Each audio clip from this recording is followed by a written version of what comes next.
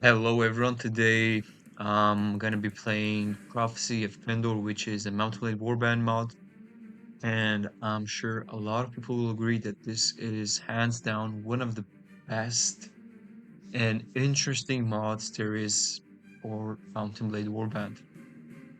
Now, I know it's a bit strange like doing Prophecy of Pendor let's play style video in series in 2026, but again, this game with this mod is just a masterpiece, and I don't know, it's been 9 years the last time I played either of these games, and well, I just have to say I think it's gonna be an interesting series to see like what's new, how they redesigned the systems, if they did, of course, and if they didn't, it's still either case, this game in mod is absolutely amazing. So I have to be honest, um I remember Mount Blade Warband a lot better than Prophecy of Pendor because I spent more than 1,000 hours in Mount Blade Warband and maybe a few hundred hours like playing different mods. Now, what stuck up to me like when I was playing Prophecy of Pendor is that it's like extremely difficult in terms of combat. It's extremely expanded in terms of lore. It's a new world, it's new quests. The quests themselves have been, as I know, redesigned. I read on the mob description that we have basically some voiceovers over certain actions in the game. So, in any case, I am delighted to play this game and let's just see how it goes. So, welcome, adventurer, to Prophecy of Pendor. Before beginning the game, you must create your character. Fair enough. So, we are gonna be male, of course. Now, because the thing I remember about Pendor is like you get kind of a backstory as to why you may be king or queen in this world. And if I remember correctly, like the main idea, the main plot is that you have some old monarch monarch's blood in your veins for this or that reason. I don't know exactly why, but in this series, I want to be a male who will maybe try to become a king in the future in the last episodes of the series. And then I want to do a separate one where I'm a female. And in that case, I'll be trying to become a permanent marshal and try to instate some other claimants to either of the five or six warring factions in Pendor. So, you were born years ago and reside now in the land of Barclay, far to the west and south of Pendor. Your father was. So, the back story of my father wanted to be something like combat related or something that may help me with pathfinding and just moving around map. Because, again, we will need to avoid as many strong night parties in the beginning as possible to make like our series not end in the first maybe 5 or 7 minutes. So one option is minor noble, a merchant ship captain, a former knight, a retired adventurer, a wandering nomad clan leader, a rough and mysterious figure, a respectable physician. Now, probably I am gonna choose a retired adventurer because I'm gonna guess it's gonna give us stats in would just help us to move around the map and maybe some good weapon proficiencies. Not as good as knight, but yeah, let's choose this. And so you were the son of a man and woman who traveled with a band of mercenary adventurers. On many a night you listened raptly to your their their tales of bravery, I guess, adventure and sacrifice. They worked often for the sheriff and wardens in outlying towns of eastern Barclay, tracking down and capturing the poachers, outlaws, and bandits who plagued the forests where he grew up. Both of them taught you how to survive in the wild, to fight, and how to spot and avoid danger. In your youth, you had very little idle time as your father arranged for you to serve a minor Barclay noble. No. Sent you to become an apprentice to the local guild as a craftsman. Possible. put you in the care of a successful merchant? No. Left you to fend for yourself, or sent you out on your own to hunt in the wilds? Now, um,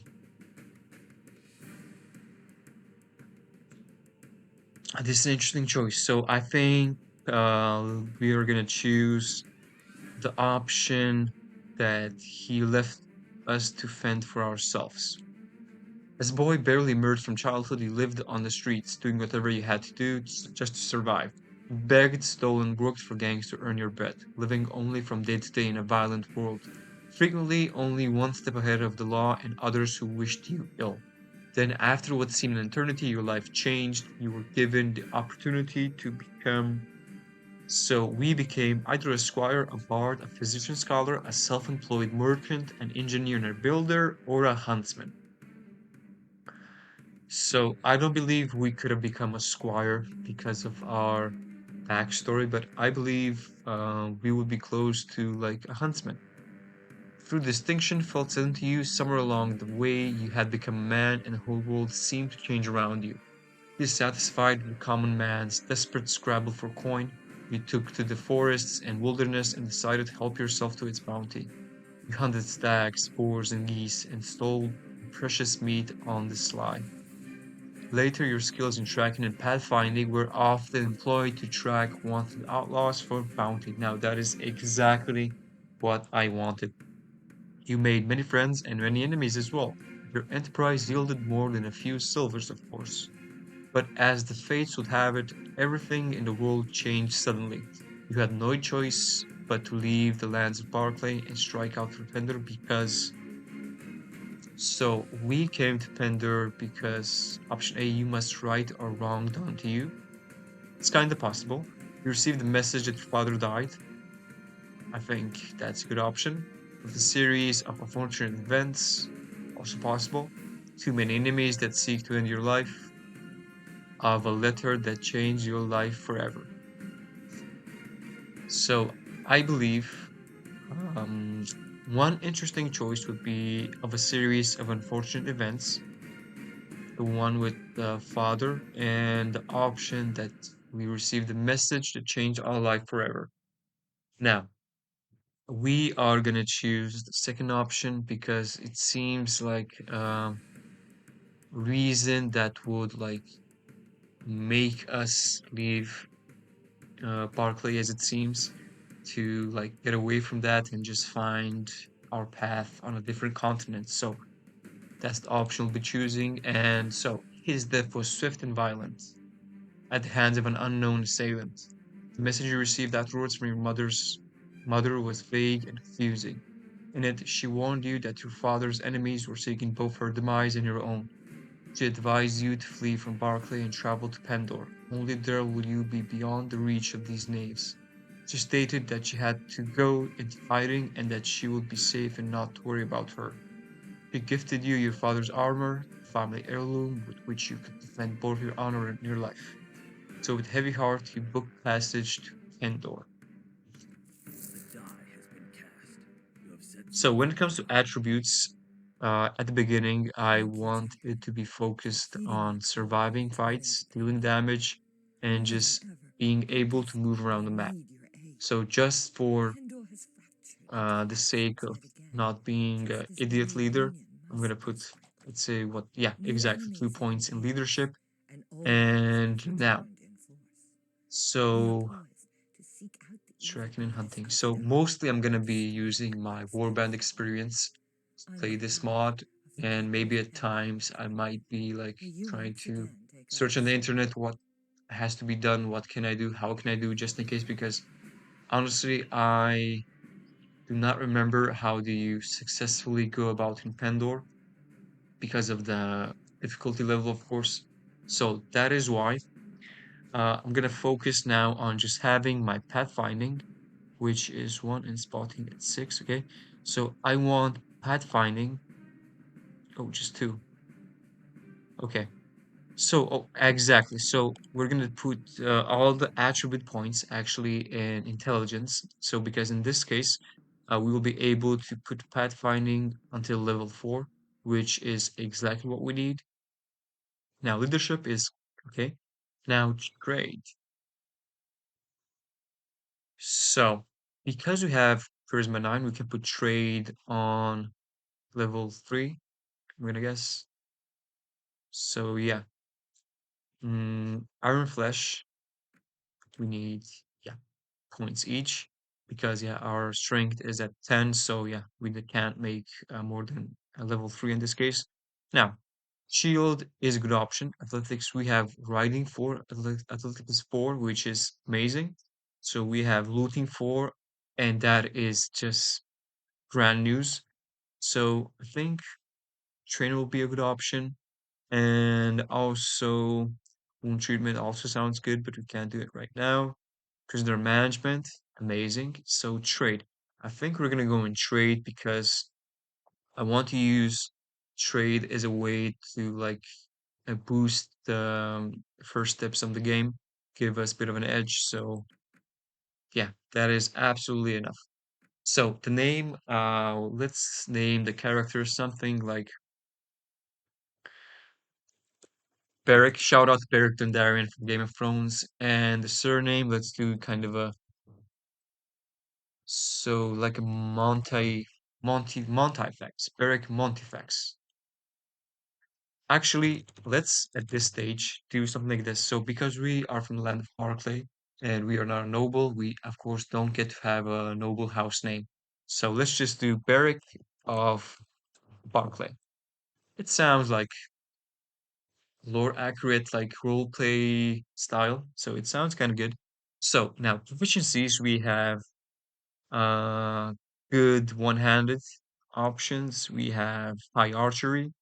We're kind of okay at pole arms, two-handed, and yeah, basically throwing and firearms and crossbows are our weakest point. So let's just do pole arms and two-handed. Why not? So Beric of Barclay sounds like an interesting guy.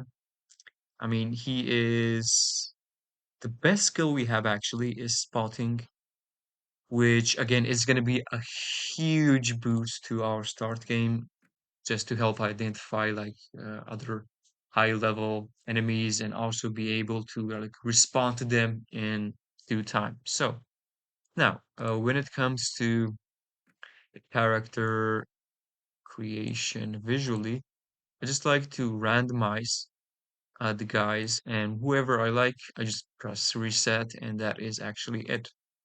So I prefer someone with an amazing mustache if possible. And also, yeah, this guy. Now let's do a bit of a thick mustache. Yeah, or maybe this one. I mean, this is spiffing. It's also good. Yeah, not a beard. Something like, yeah, like this is kind of okay. So we reset. Yeah, age is not very young, but young even still. And hair color, we could have blonde, ginger, dark brown, and black, obviously. So we are gonna do like, yeah, let's do like a ginger playthrough. Beric is gonna be ginger. Of course, why not? So, by the grace of the divine, you arrive in Pendor, a land plagued by constant strife for over 150 years. You have accepted a daunting challenge to stave off the influence of evil, reunite the warring factions of the Old Kingdom, and create a new possibility for Pendor, as echoed by the Mad King Wanderer Madigan. These are dangerous lands where many powers, great and small, vie against one another for supremacy. Here you will find honor and nobility, but also deceit and skullduggery. There will be valorous knights and black-hearted assassins. You will leave your past behind to start a new life. Pendor is not your typical medieval country. Women and men have equal chances of successes and destiny, a new possibility in the infinite dimensions of reality. Your choices may create a new thread in a weave for the oracle to choose, and offer the possibility that your actions may save us all. Drawn by the stories you hear about Pendor and its kingdoms, we could join Sarleon, Ravenstern, Torba, Yabixholm, and Janus. So I believe an interesting choice would be Honestly, one of my favorite factions was the Ravenstern, Fear's Reign, and Empire as well because they had Empire Immortals. I think they're called their own faction, Knightly Order. So that's interesting. Or we could do just the Shard and Saladin as well. But let's just do the mountain region of Pendor, which is the Ravenstern. And so you travel through the Ravenstern Highlands, exposed to bitter winds and snow, with a backdrop of howling wolves. Much of the land here is frozen solid for part of the year. The Ravenstern's forests are rich with fur-bearing game. Hey, that's great. And the river teems with fish. Miners wrest iron from the unyielding mountains. The riches of the land draw traders, but the traders, in turn, draw bandits. Mist Mountain raiders, mounted on shaggy horses, watch the passage of your caravan from a now snowy ridge. Luckily, don't attack. You are glad when the spires of the town of Ravenstern come into view. Okay, here we are, Beric of Barclay. We have landed in Ravenstern, so yes. Here we have Ravenstern. These guys are Thierswain. This is the kingdom of Sarleon, the Shar principalities, and the Empire. So all of these guys have so Solomon has four major cities. Empire has one, two, three. The Shah has one, two, three, four as well. Three, four.